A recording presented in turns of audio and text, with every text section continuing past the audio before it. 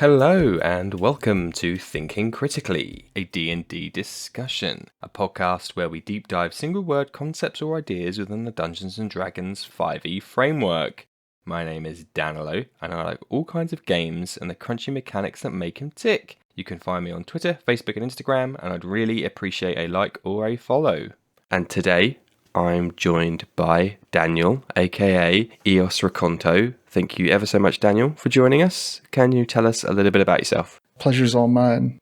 I go by Eos Raconto in cyberspace surrounding D&D 5e. I run the channel Eos Raconto at Twitch, so twitch.tv/Eos Raconto, where we do D&D 5e streams. So a couple of the campaigns in there I'm a player, and then another one I DM the campaign Coascra for that channel.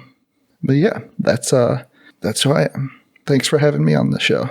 That's all right. It's a pleasure. I'm always happy to talk to everybody about their D&D experiences, and they should be a very good one, as the topic is improvisation. Mm-hmm. So, Daniel, what does the word improvisation mean to you? Improvisation, like the definition, obviously, is just making stuff up on the fly and figuring things out as you go. I think within the context of tabletop RPGs, when people talk about improvisation, they're referring to like all kinds of things, like from creating encounters on the fly to creating the world on the fly, all the way down to just like standard table play of what do the various characters do. I actually think like in general, tabletop RPGs are when the actual act of playing them at the table is pretty much all improvisation. When you actually sit down at the table, like what's going on at the table, like it's pretty much pure improvisation. Like no amount of prep is like you can have plenty of prep ahead of time, but the actual act of playing the game, you're pretty much just improvising. Like you don't know exactly how as a DM, you don't know exactly how characters are going to, or what they're going to say unless you're reading from a script, and not a lot of people do that. So there's an element of improv in like during every session, like everything you do. Yeah, I understand now. Yeah, it's weird to think about it. So many things in this stupid podcast sound like hyper obvious when I say them when I'm recording, but in my head I'm like, whoa, I've had a huge realization in that. And this example is players are obviously improvising all the time. Mm-hmm. Now, when you put it down, like they sit at the table, they don't know what's going to happen, which sounds obvious, but when you put it plainly like that, I'm like, oh god, yeah, literally 100% of their time is improvisation, and either that's completely raw improv with like, well, how does my character feel and what are they going to say, versus like kind of constrained within combat of, okay, well, I can only do this, but I still have to pick what I want to do within those rules. And likewise with DMing, as you said, you can plan and prep and until the cows come home and have, reams and thousands of words planned. But as soon as the players say, yeah, but what's your favorite kind of dessert? You haven't written that down. Suddenly the captain of the guard has to remember what his favorite dessert is. Exactly. And again, you're back to improvising straight away. So from my experience, I've obviously got a few set piece NPCs that are kind of critical to the story. Mm-hmm. Not quite Skyrim plot armor critical that just fall unconscious, but they're quite pivotal in the direction the players take. And even, those guys I've planned and prepped and had, a couple of paragraphs here or there, like introductory paragraphs is about as far as I can get before it's like, okay, after that, I'm just going to have to be making stuff up on the fly because you just can't plan, as you said, which is a little bit scary, I have to say, a little bit, especially for those bigger NPCs. Like I don't mind improvising for Bill, the potion shop owner, because in the grand scheme of things, he's kind of trivial, and like it doesn't really matter if he messes up and says something stupid or or puts his foot in it or gets killed or whatever. But if you're playing like the guide or the good guy person that's their aide that's trying to help him out, if he says something that trips him up later or puts his foot in it or says something he shouldn't know, that immediately gets the players being like, oh well, how does he know that? And that must mean that XYZ, and that must mean that he's a bad guy.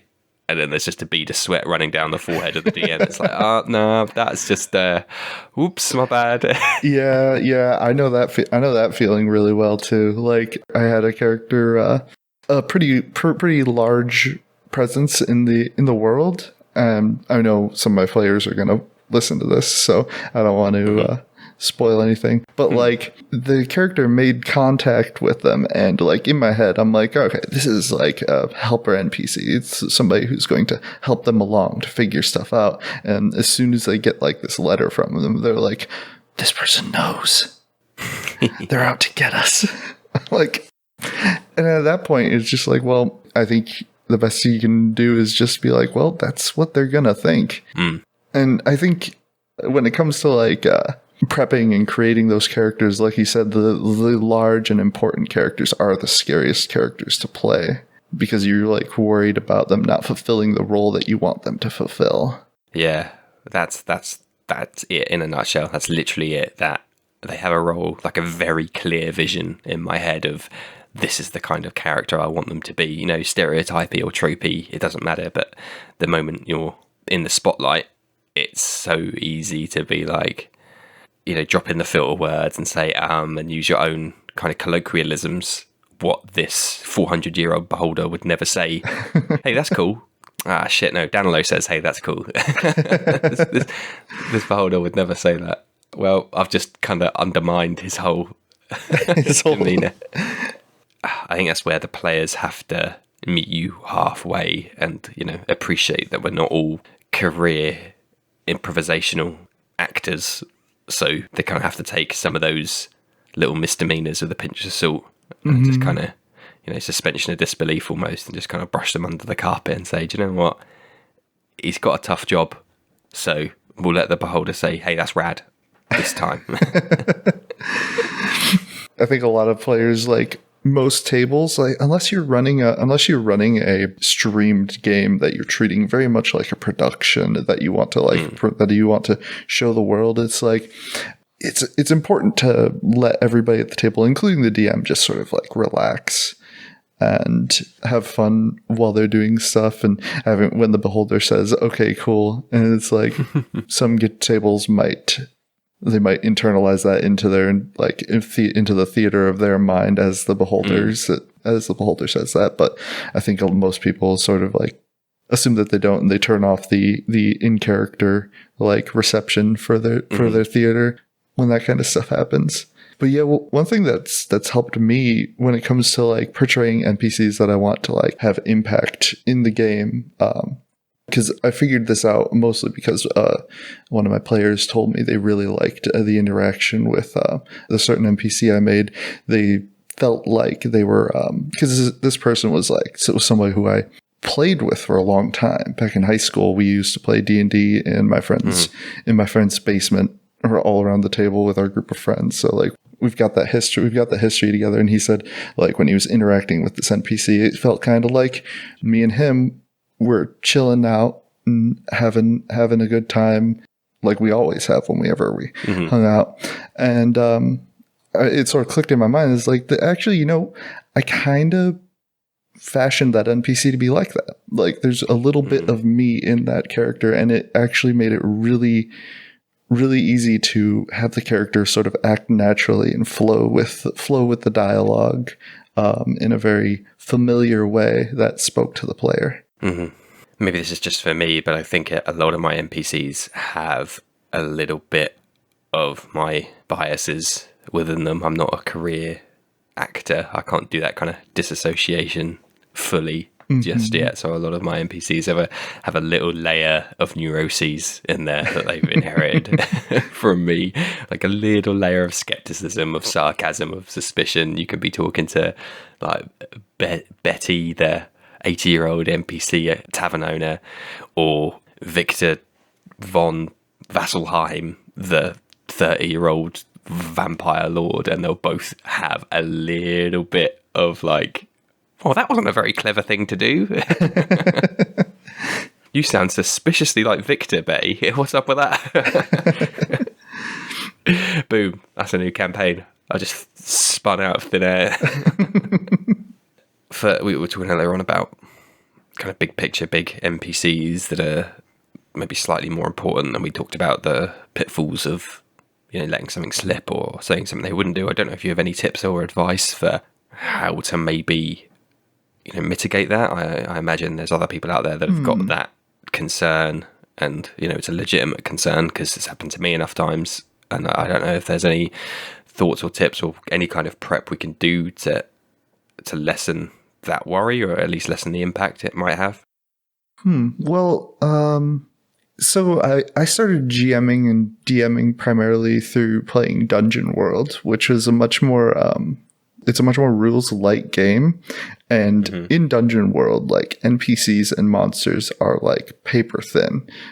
One or two actions by the players can knock them out. And that sort of taught me, going into, like, when I made the transition over to 5e, when I look at an NPC, I think of it as expendable pretty much. Like, I have to be ready for this NPC to just, like, they could go away at any time, and sort of like build them in such a way that I'm prepared for that character to die. Especially a boss monster. Like, I think some people get really caught up in making their villains, or like the climactic showdown in the campaign with the bad guy that the players have been chasing forever.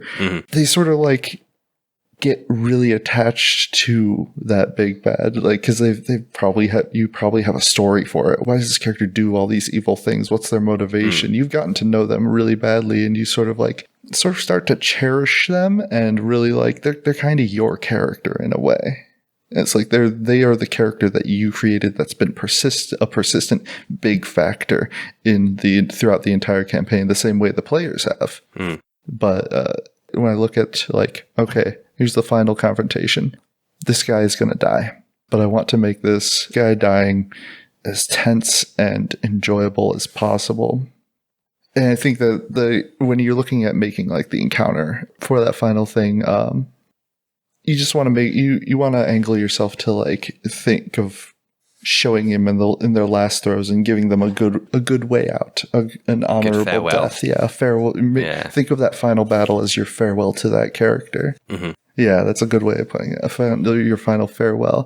In general, non-enemy NPCs, don't make them too important.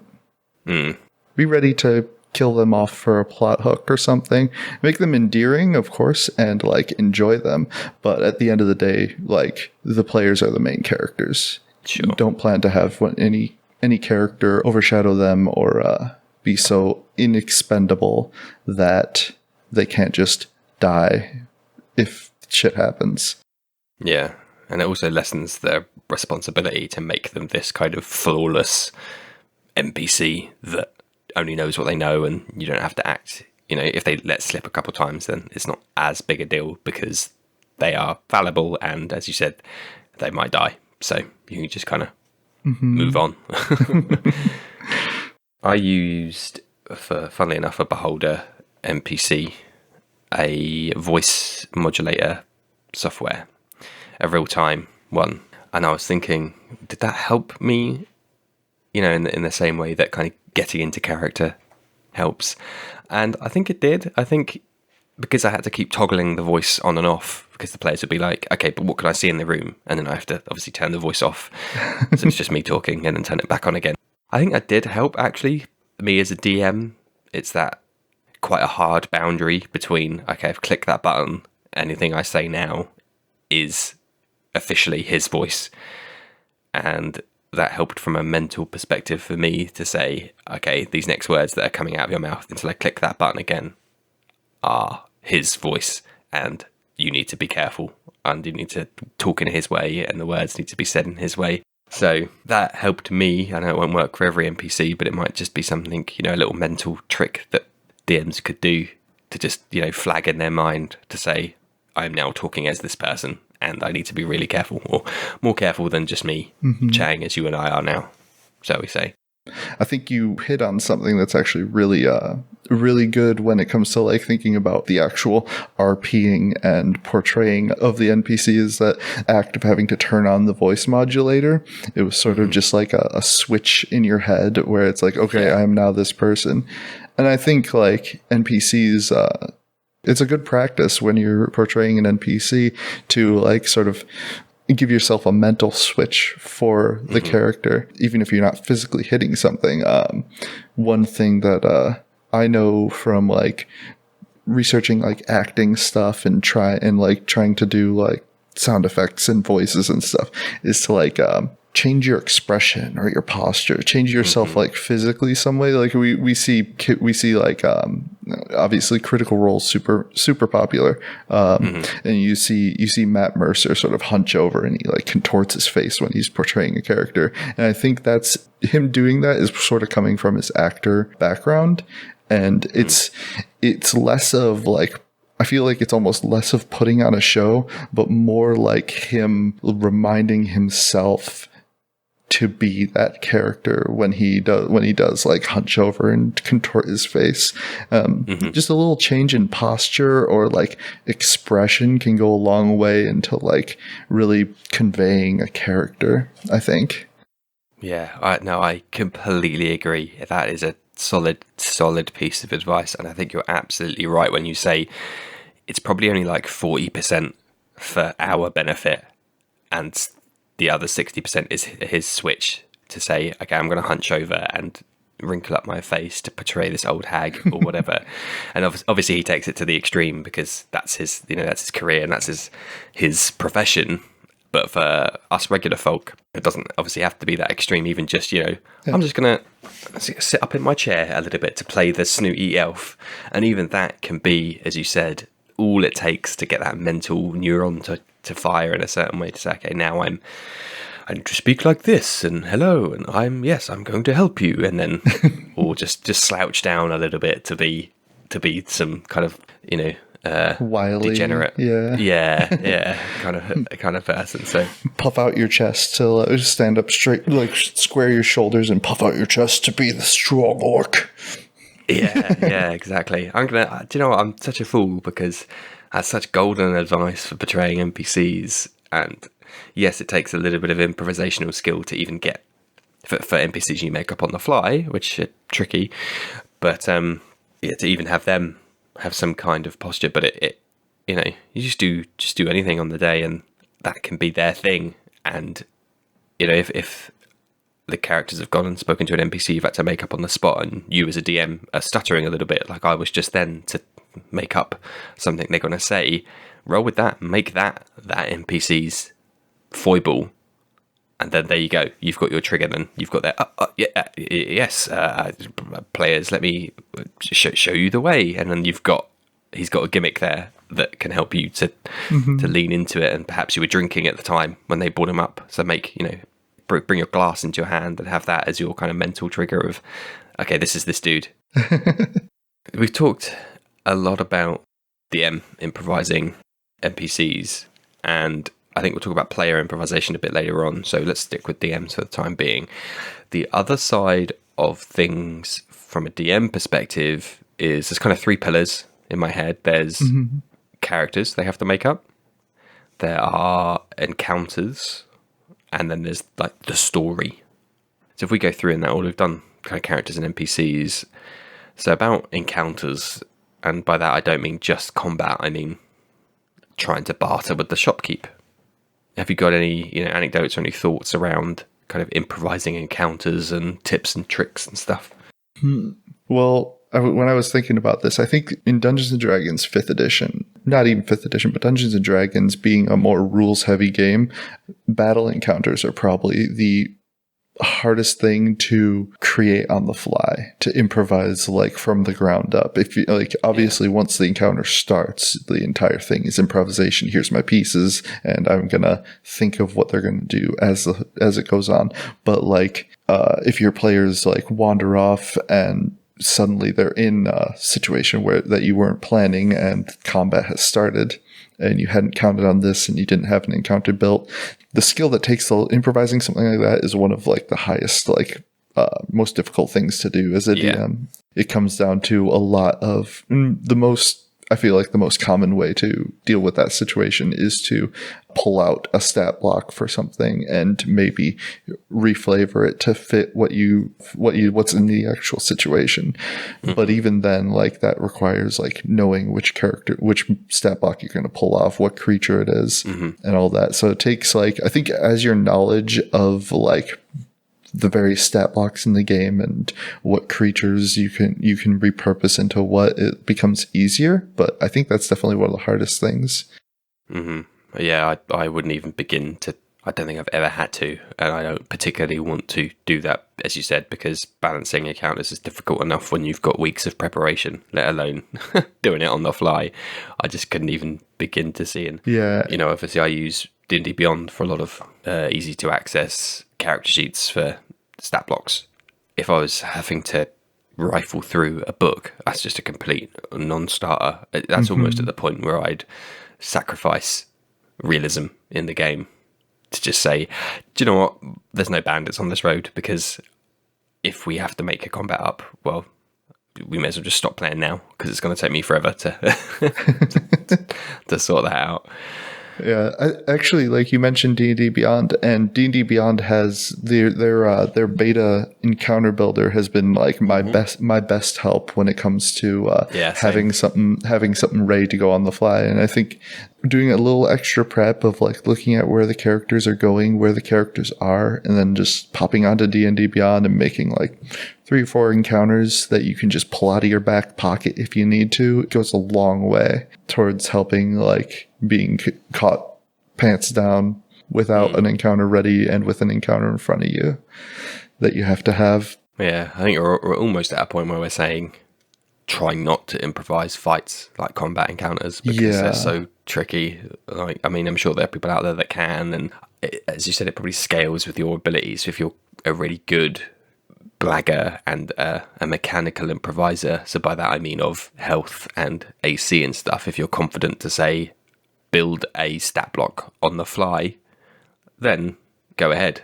So say they're in a bar and they fight and guards come in and they end up fighting the guards. If you're confident enough to say, all right, guard AC 15 whatever to hit is +4, they get 2 attacks per turn, then maybe you're in the realm of being, I mean, I kind of just did it then, but I have no idea how balanced that would be. That's complete Wild West of just, okay, they're either going to get stomped on or the players are going to die. And God knows which way that could swing in my game. There's all kinds of things that can happen when you are just pulling a stat block out. So it's like it goes like even beyond. I like, as a person who enjoys like encounter building and making like enemy encounters that have like interesting mechanics and synergies going on within them, then if you're trying like pulling something out like that out of nowhere is that much harder. Like to have an actually interesting encounter just come out of nowhere,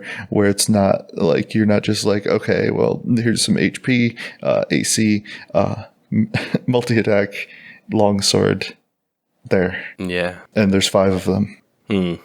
Oh god, yeah, keeping track of that's going to be a nightmare.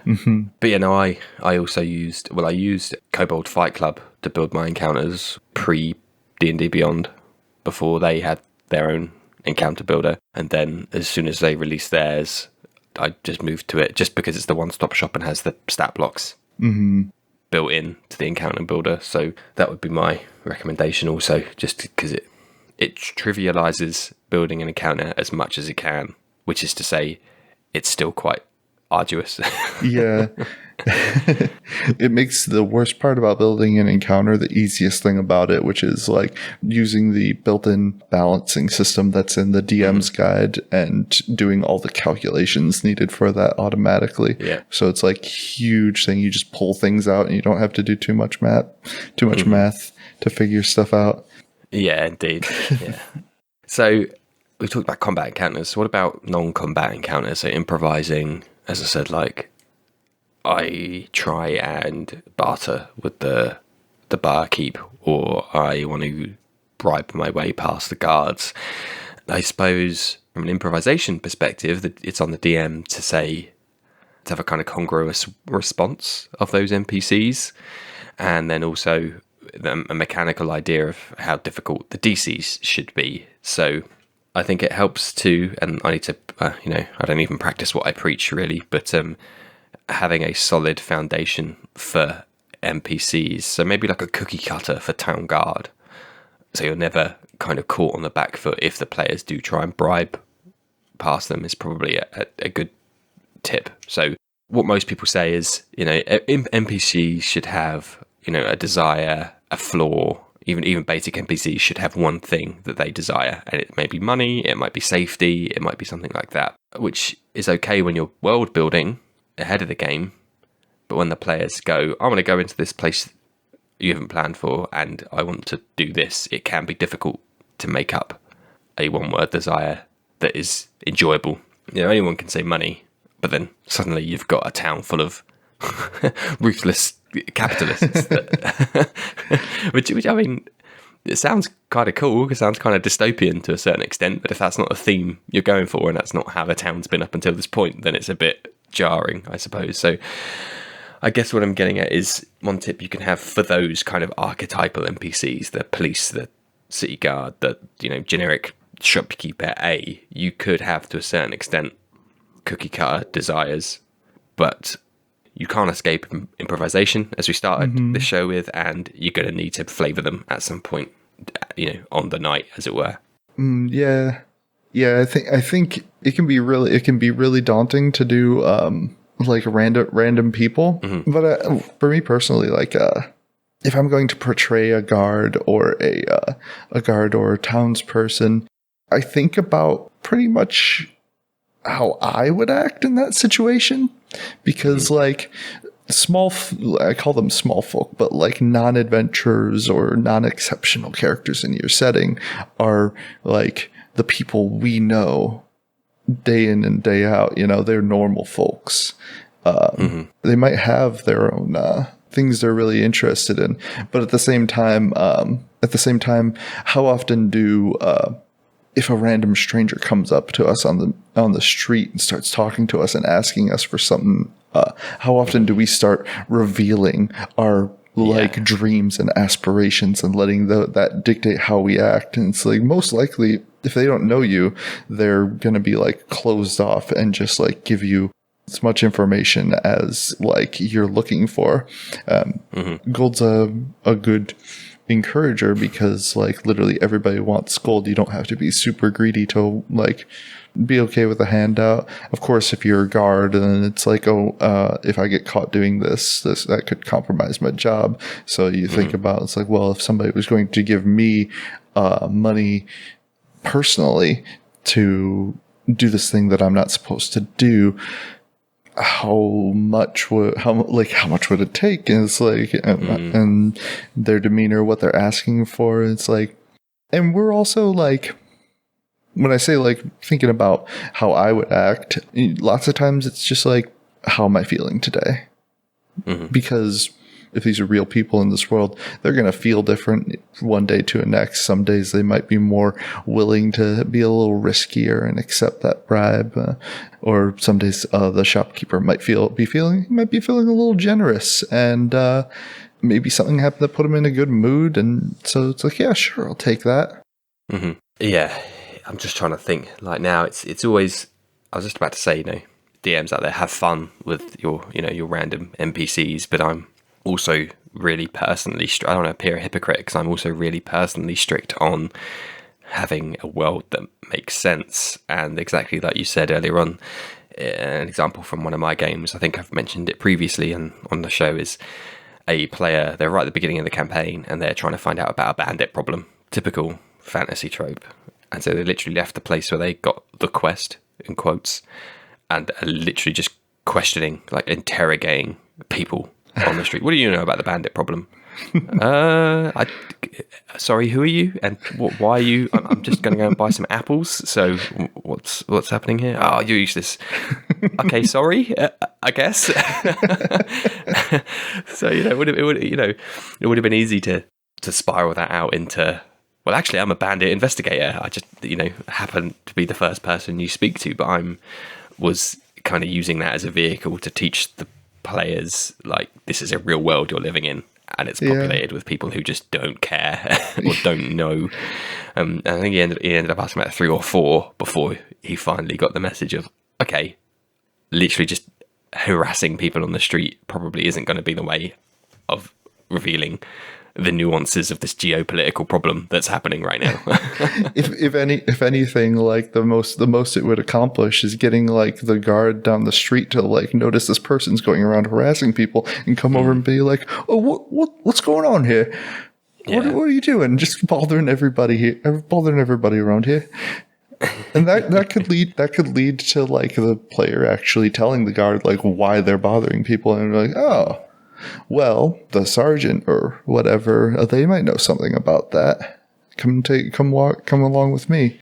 It's like sometimes making a scene works out, but yeah, I like to keep in mind when like random NPCs, like the random NPC walking down the street next to the adventurer is probably more concerned with where they're going than they are about the adventurer.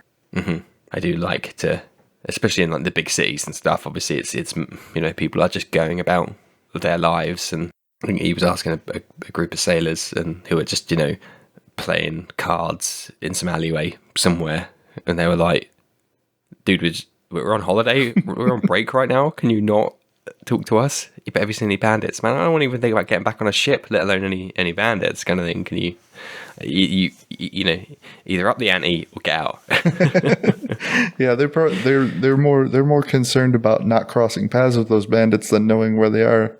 Probably the less they know, the more they're happy they don't know. Yep, ignorance is bliss, as they say.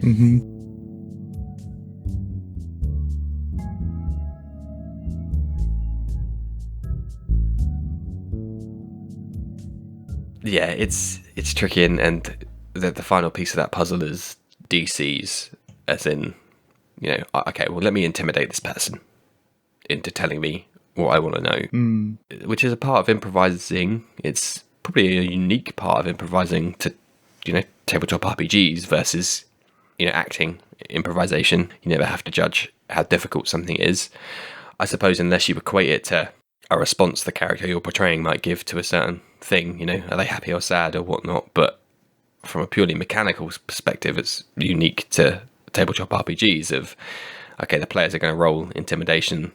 How high do they have to roll for this information to come out? And I don't have a silver bullet to that off the top of my head to help anybody, or tips or tricks other than kind of an amalgamation of what we've said up until this point of, NPCs have a desire, that they're going somewhere, they're doing something, and they are of a particular age and background and personality, and that's use that to judge the DC. It's a crappy answer, but it's usually a gut call for me. It's usually an instinctual kind of, okay, this is going to be a piece of cake because he's some scared street urchin who just stole an apple off a cart and thinks he's going to get lynched by the guards. Yeah.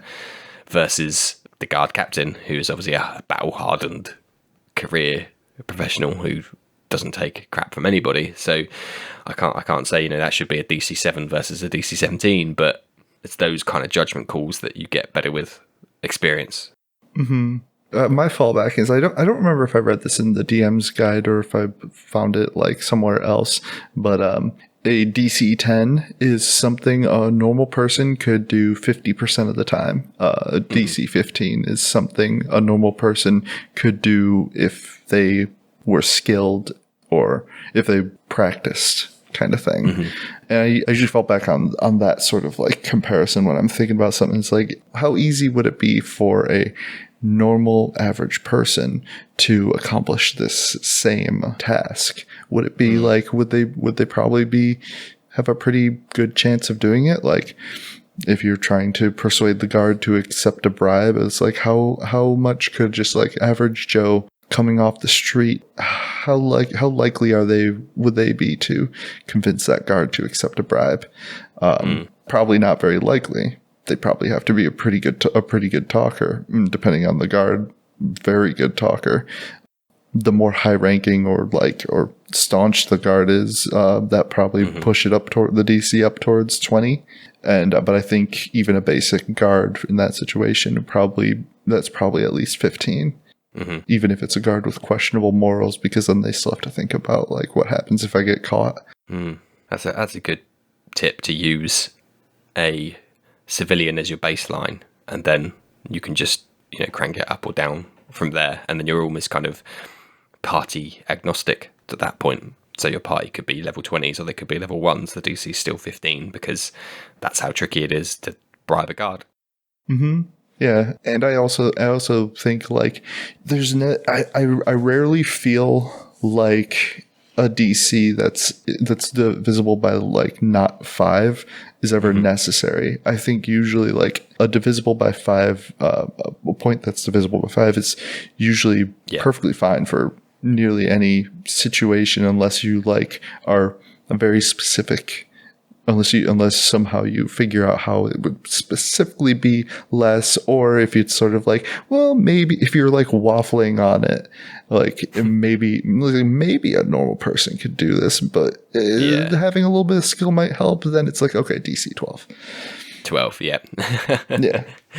Yeah, I think for the purposes of what we're talking about, which is improvisation, I think it's a real solid bet just to say, as you said, say divisible by 5. And I think it's, it's easy, medium, hard, very hard, impossible, isn't it? 5, 10, 15, 20, 25 kind of thing. And that's probably specifically for improvisation's sake, just stick to that. And as you said, maybe tweak it if it's a really ambiguous situation. Yeah. So I like to use like passive skills more than like the book like outlines, like passive investigation, passive perception. I look at the player's modifier, add that to 10.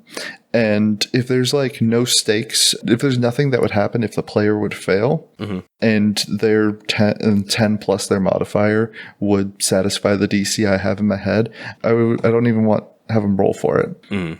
Because like if they can just keep trying it and nothing would change and their thing's good enough. So like if like for instance, how in a improv with an NPC sort of situation, like bartering, lots of merchants are probably familiar with bartering, and they're not going to like just shut up as soon as somebody tries to lowball them. If the player goes in and they're like, I want to take this for 10% less gold. I'll give you 10% less gold for them. And then I look at like the character's persuasion, and they have like a +7 in persuasion. And in my head, I'm like, that was probably a DC 15. I'm probably like, yeah, no, you drive a hard bargain, he'll give it to you for that much.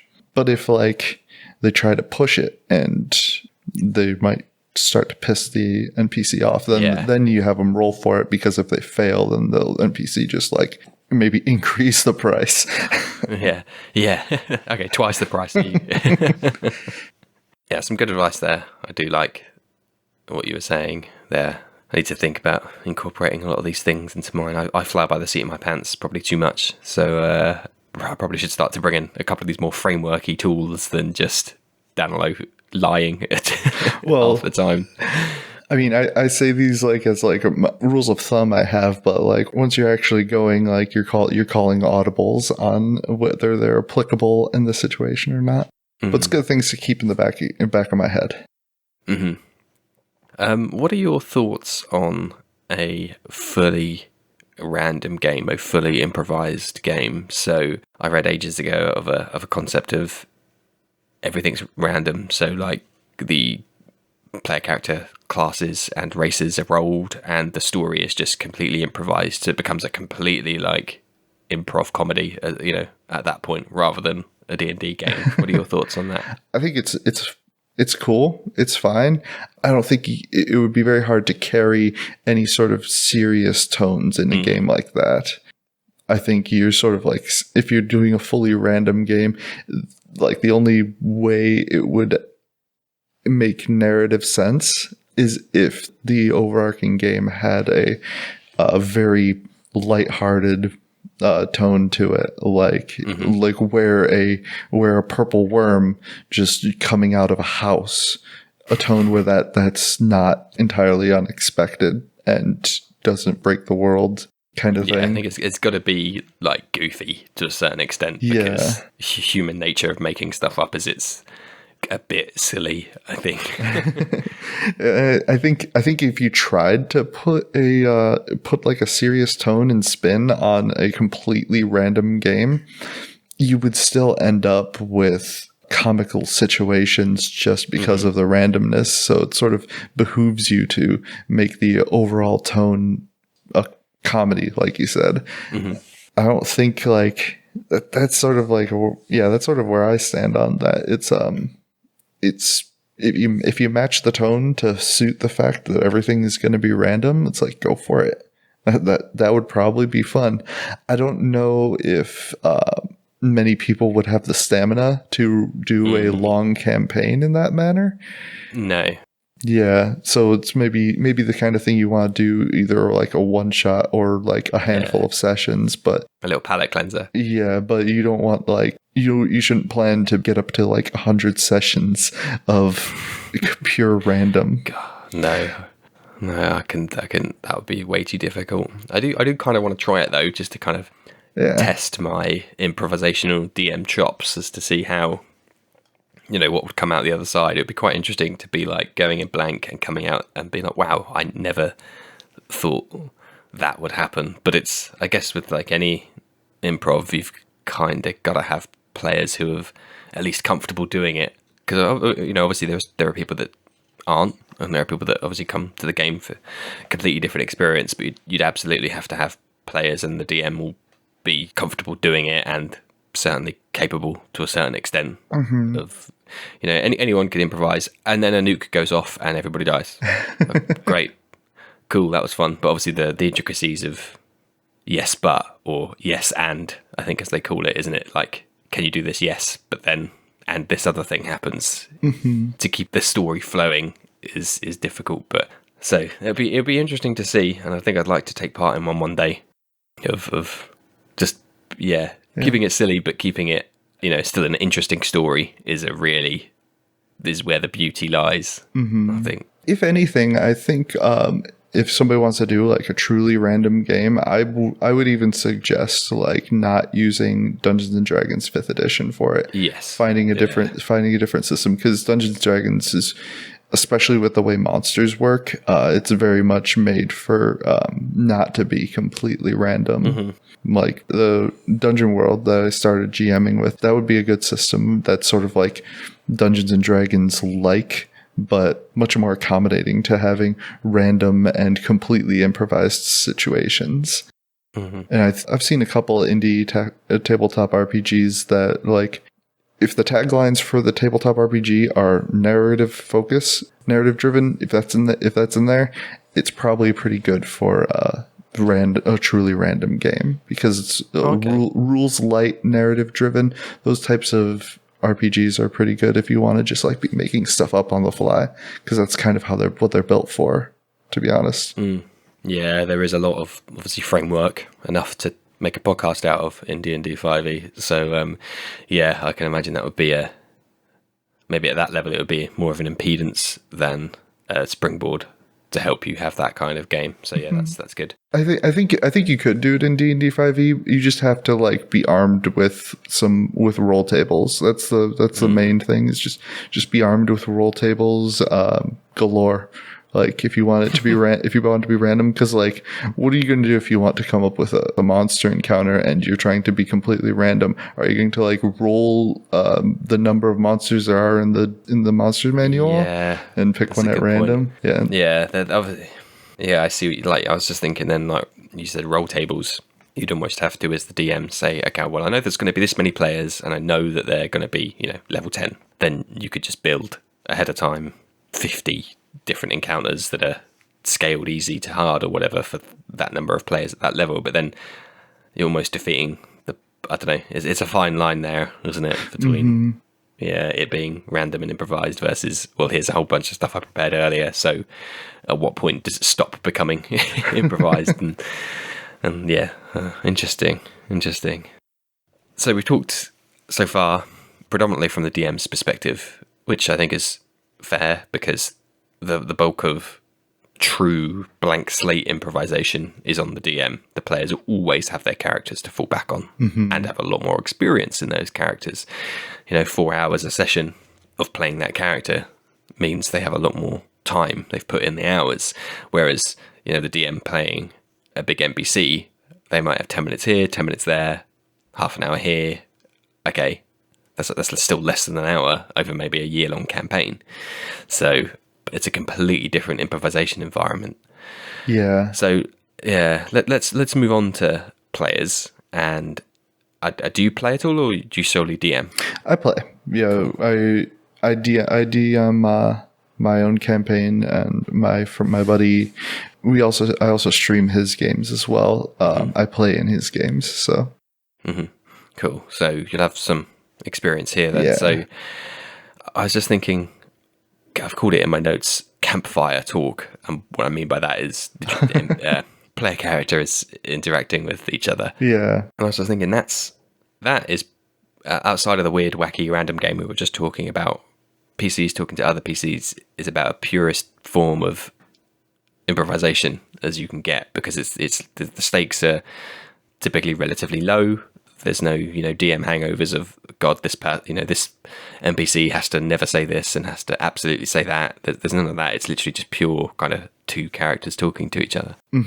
Campfire Talk is tough because I think Campfire Talk sort of like branches out into just general like inter-character role playing in all that you encounter like everywhere in the game. And I think that's a lot of people starting out with D&D and role playing in general have a hard time with inter-character role playing, because when you start off the game, you're given this sheet, and the mental impression of when you look at the sheet is like, this is my character. And it's like, these are their stats. These are the magic abilities they have. These are how good they are at swinging a sword. And then like you flip over it, and then there's like a little blurb about the background, and that's it.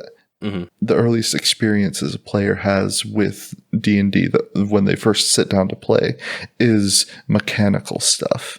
So it's one of the hardest things for players to learn is how to actually like be in character and like have a conversation between two characters.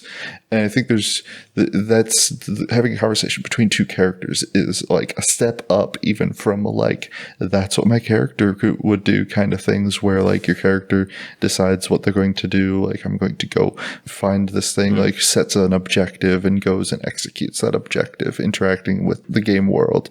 Interacting with another character is even deeper level than that.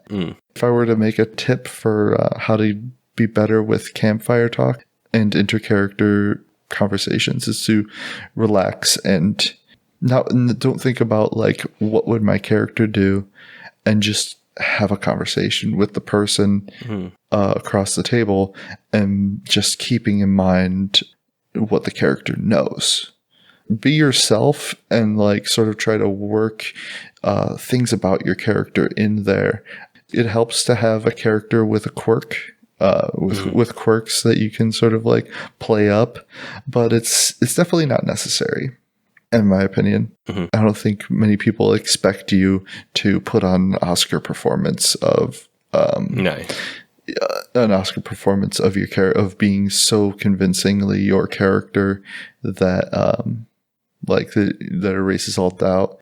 You're at a table with friends and just relax. If you think about it, like it'll sort of organically build on itself, because like when you start off the game, your characters don't know each other, and they're not going to sit down by the fire and just start sharing their inner turmoils and caveats about their dad when they were a child.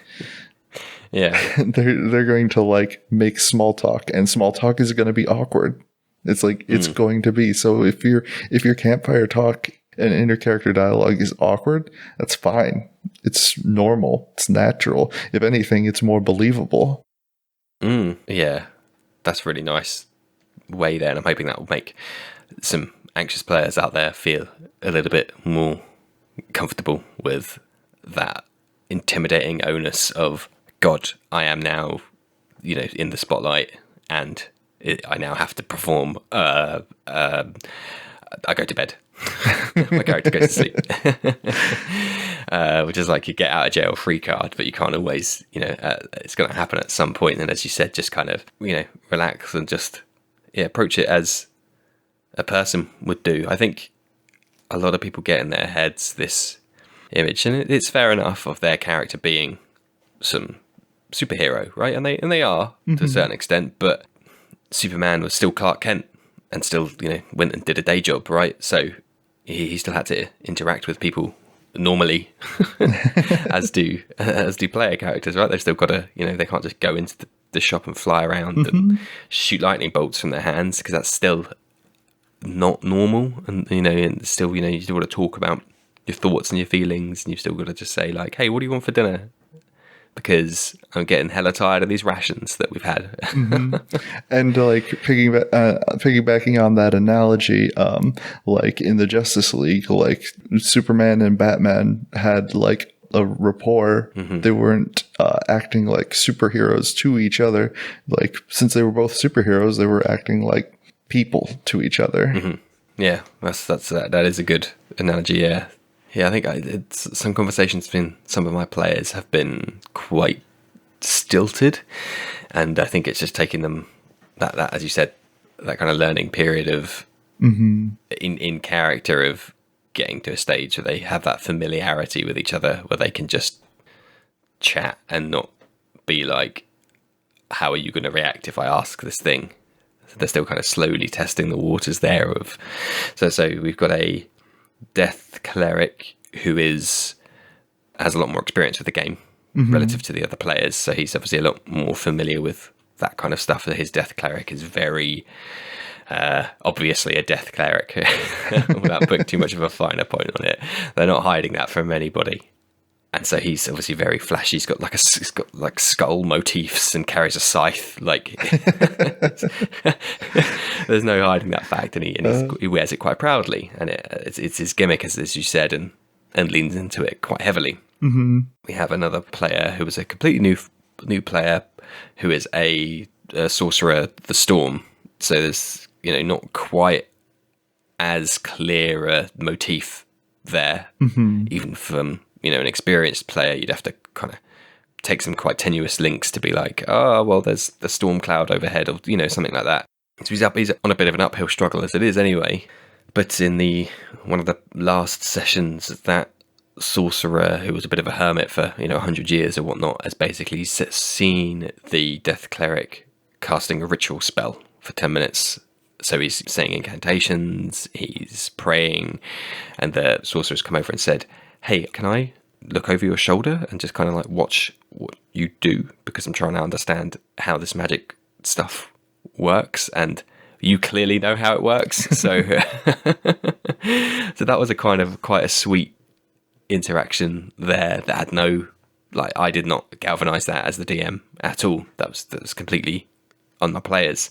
To which the cleric was like, I love that. I guess, but let me know if you want to know more, because I'm always looking for people to join our cause, kind of thing.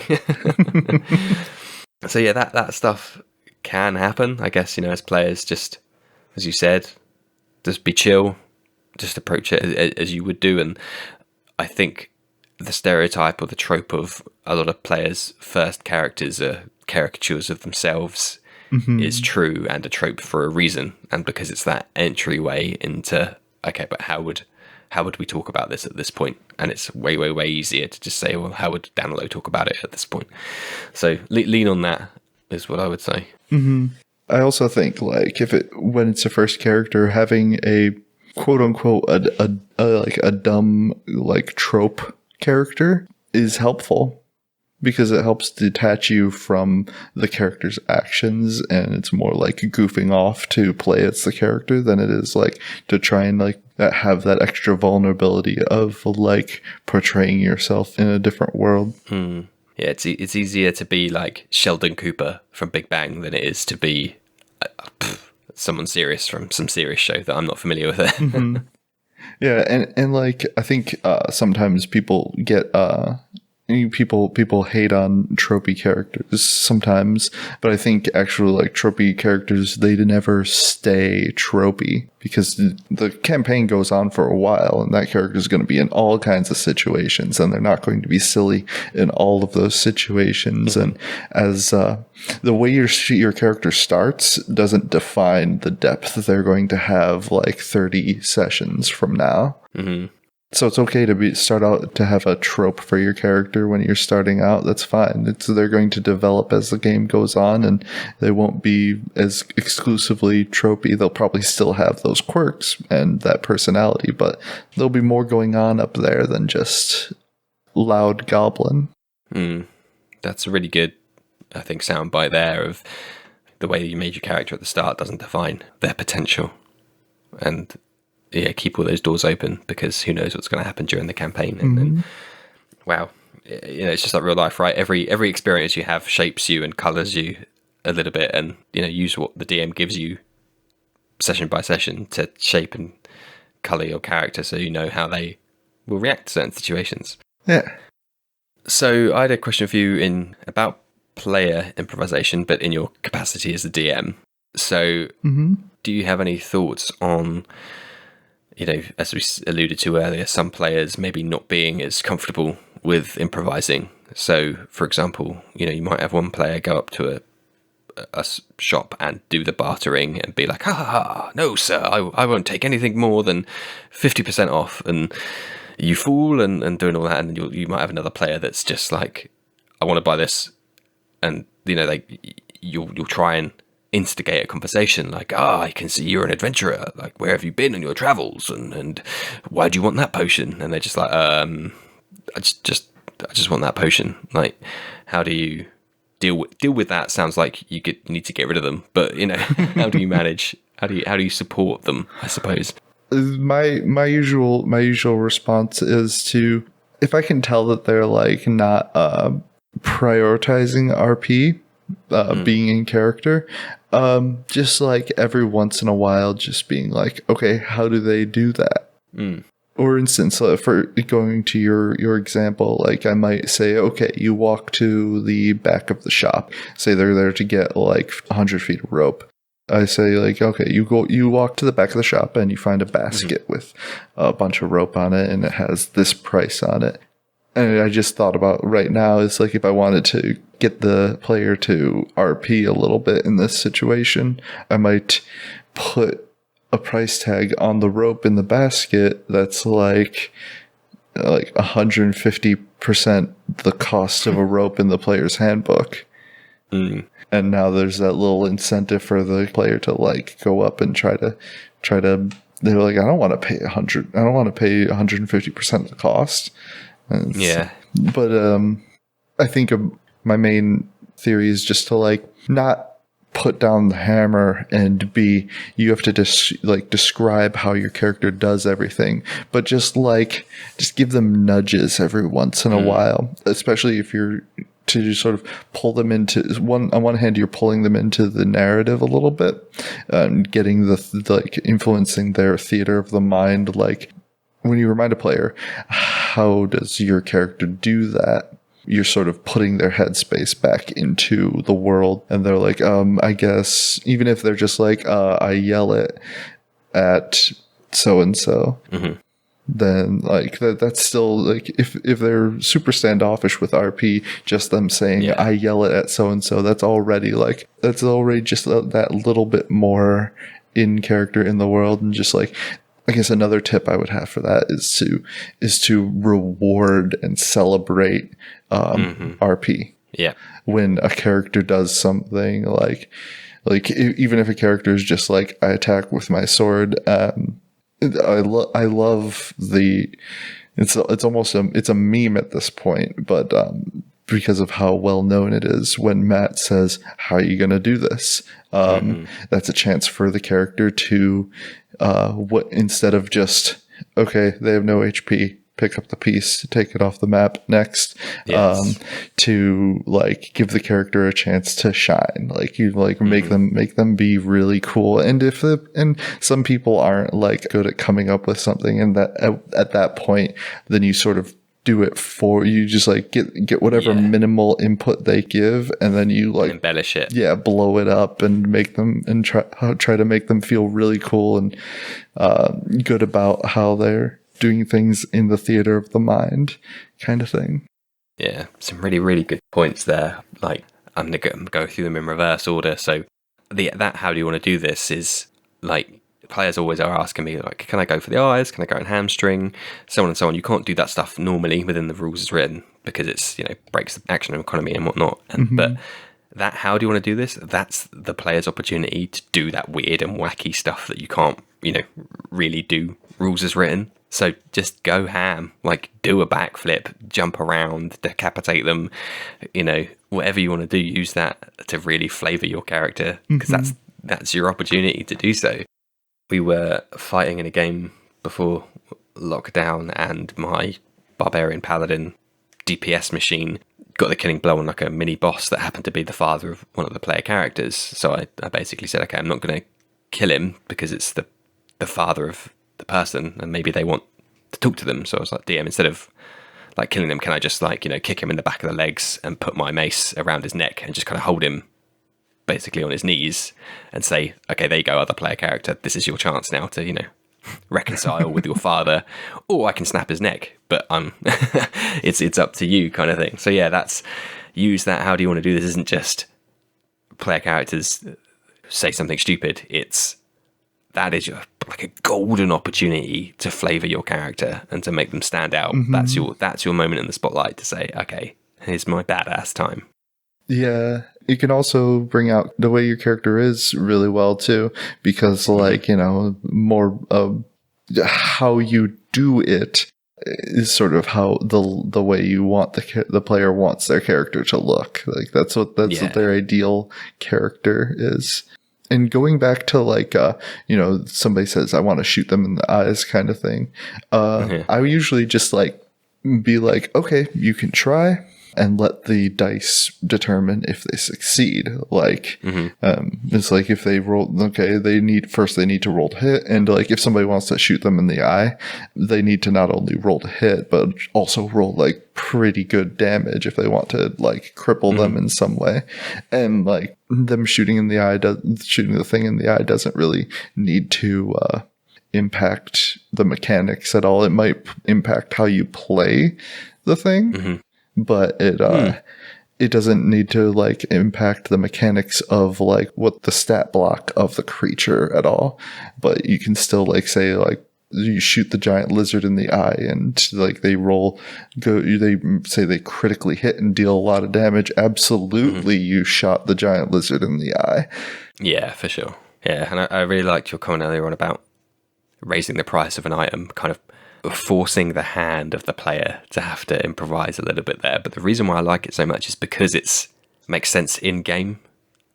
Like it's no one would know that you're using that as a tool in your DM's toolkit to encourage that player to improvise a little bit, because it's all in game and you're kind of flying under the radar there, and you can totally just be like, no, that was just that NPC. Whereas in behind you, like, yes, that guy's coming out with shell and is improvising, and that's just lovely. That's just perfect. Is there anything else you wanted to talk about? We've talked about a whole lot. It's like it's D&D. Like we could talk forever. Yep. But unfortunately, we have a time limit to adhere to. So. In that case, then, is there anything else you want to plug at all or promote? If you want to check out my games that I DM and my friends' DMs, you can check us out at twitch.tv/eosraconto. Pretty small right now, but the channel was originally just sort of like a personal channel for me to share with friends our games. But 2021, I'm going to try and put more stuff together and maybe get some more campaigns going. And once those plans are in motion, I'll be looking for some players. And if people are around and they're liking what I got, maybe Awesome. Well, if involve if you fancy people. DMing me at 2 a.m., then yeah. DM. Well, I mean, I could do it. I don't know if the rest of the players would. That's true. That's true. Cool. Yeah, I'd recommend everybody to check out Daniel's stuff because clearly after today he knows what he's talking about. So yeah, thank you again for joining us, Daniel. Thank you. It's been a pleasure. Yep, lovely, awesome. Thank you all for listening at home as usual. Any thoughts, questions, tips, tricks, all that usual stuff, you can find me easiest on Twitter at danlow_D&D. Otherwise, thank you all for listening and good night.